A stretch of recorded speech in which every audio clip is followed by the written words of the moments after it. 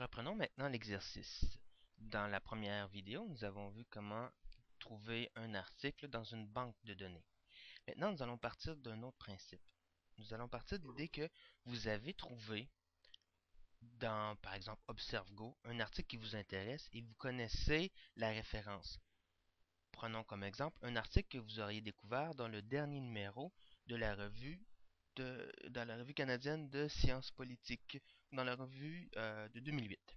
Alors, première chose que vous allez faire, vous accédez au site de la bibliothèque, vous faites comme tantôt je vous ai montré, vous allez accéder aux banques de données, et ici, lorsque vous arrivez ici, vous cliquez pour trouver un périodique, donc périodique électronique SFX.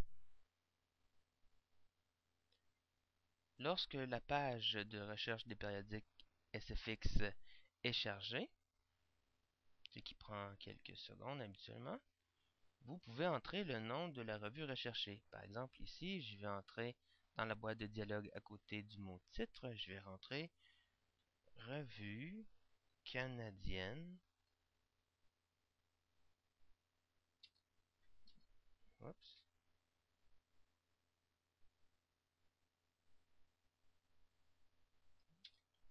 De sciences politiques. Je fais une recherche.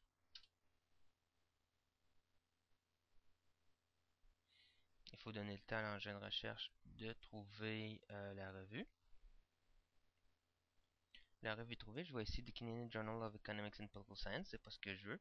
Et je vois Canadian Journal of Political Science. Donc, l'engin de recherche me retourne la bonne revue, mais avec son titre anglais.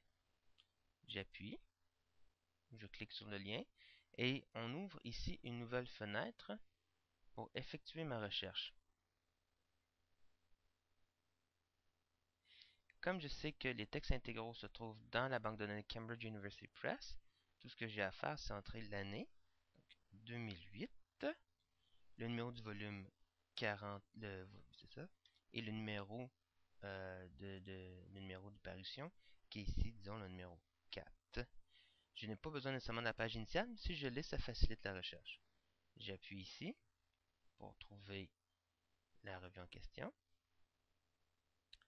Et l'engin de recherche m'ouvre une nouvelle fenêtre dans laquelle je vais trouver... Il y a toujours cette question de proxy, c'est normal. Et voilà, j'accède au numéro en question de la revue canadienne de sciences politiques. Ici, à partir du moment où le numéro apparaît, je peux fureter à travers le numéro et tenter de retrouver l'article en question. Évidemment, si j'ai le numéro de page exact, je vais tomber directement sur le bon article. En disant que ce qui m'intéresse, c'était l'article Social Capital and Political Participation of Canadians. Tout ce que j'ai à faire, c'est à cliquer sur ici PDF ou HTML pour accéder au texte complet de la revue. Ah voilà, c'est pas plus compliqué de trouver un texte lorsqu'on connaît déjà la revue ou lorsqu'on a déjà la référence depuis par exemple une ressource comme ObserveGo.